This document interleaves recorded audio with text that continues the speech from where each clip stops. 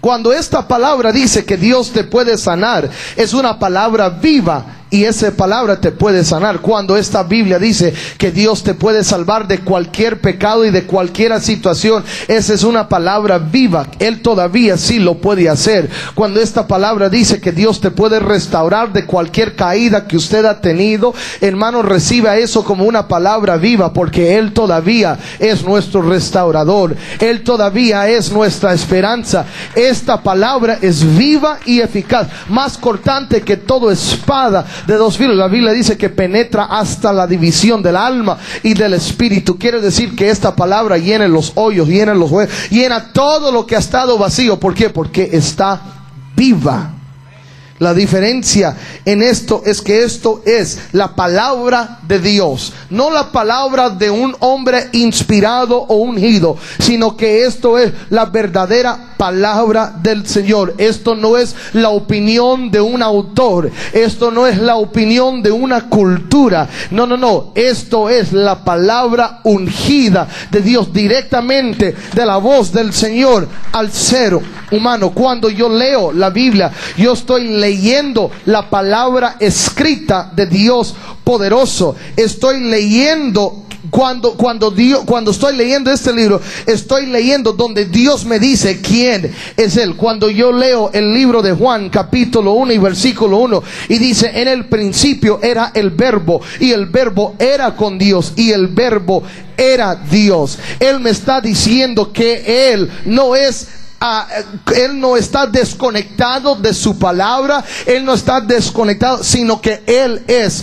su palabra. Un hombre de valor, un hombre de integridad, se distingue con ser hombre de palabra. Mi Dios es hombre de su palabra. Usted no puede separar Él de su palabra. ¿Por qué? Porque Él simplemente dijo: en el principio era la palabra. Es decir, en otras palabras, en el principio era el verbo. Cuando no hubo nada, cuando no existió usted y cuando no existí mí, cuando no hubo sol, cuando no hubo luna, cuando no hubo animales y no hubo montañas, todavía existía la palabra de Dios. La palabra fue lo principio, y de esa palabra todo fue creado. Esa palabra estaba con Dios y esa palabra era de Dios. Cuando nosotros leemos esta Biblia, no estamos leyendo la opinión de Juan, no estamos leyendo los ejemplos o la sugestión de Juan,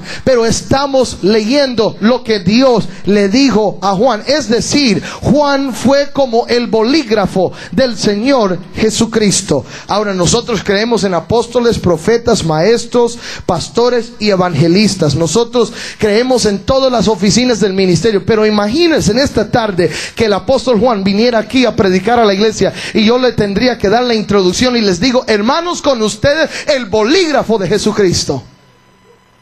Porque eso es lo que fue Juan. Él no dio una opinión. Él no le dijo lo que él pensó, lo que él vio de Jesucristo. Él le dijo exacta. El Señor lo ungió. El Señor lo ungió como un vaso y escribió su palabra por medio de él. Y por esa razón es que yo estoy convencido del poder y la verdad de la palabra de Dios. Porque déjeme explicarle. El Señor usó un hombre ordinario.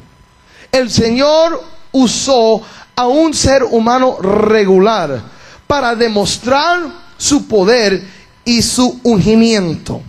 Al usar a un hombre ordinario, Dios demostró al mundo su poder y la vida que hay en su palabra. Ahora imagínense, la gente está discutiendo de que si esto es verdad o no. Algunos dicen que esto solo son leyendas, que esto solo son cuentos. Ahora hay otros que dicen: no, esto es la verdad. Hay algunos que dicen cierta parte está verdad, pero la otra parte no está verdad. Y dicen, bueno, y la gente que duda en este libro dicen: bueno, pero fue escrito por hombres. Esto está controversial. Esto fue escrito por hombres.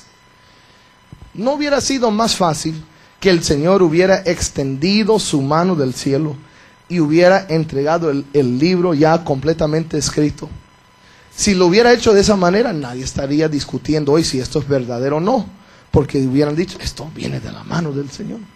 O si Él hubiera mandado ángeles para Ángel escribirlo, la gente hubiera dicho, wow. Pero al usar personas como Pedro, Mateo, Marcos, Lucas, Juan, David. Hermano, David era un adúltero, mentiroso, emocional que no se podía controlar. Pedro era un mentiroso, dudoso, que y lleno de ira cortaba los oídos. El hombre tenía muchos problemas.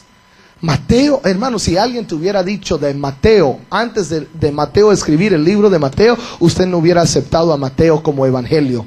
Usted hubiera, no, ¿qué puede hacer Mateo si yo lo conozco? Si usted hubiera conocido a Pedro como él era antes de Cristo, usted hubiera dicho, ¿qué bueno puede salir de Pedro? Usted no lo hubiera aceptado. Ay, hermano, imagínese los que conocían a David y a sus errores. ¿Qué puede ese pecador decirme de Dios? ¿Cómo puede él bendecirme? Interesante cómo el Señor escogió ordinarios, hombres simples. Y sabe que hubiera sido mucho más fácil el extender, hubiera sido mucho más fácil el hablar al mundo y decir, aquí está mi palabra. Pero él escogió hombres pecadores, hombres llenos de problemas, hombres de controversia. ¿Y sabe por qué lo hizo? Para demostrar su poder y su magnificencia. El Señor decidió que Él iba a demostrar al mundo el poder de la unción del Espíritu Santo. Él, claro, lo hubiera podido hacer solo, pero Él dijo, yo voy a ungir a Pedro, el mentiroso. Yo voy a ungir a David, el pecador.